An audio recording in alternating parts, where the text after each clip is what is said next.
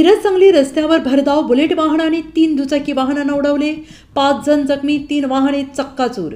मिरज सांगली रस्त्यावरील Siddhivinayak cancer hospital समोर आज भीषण अपघात झाल्याची घटना घडलेली आहे।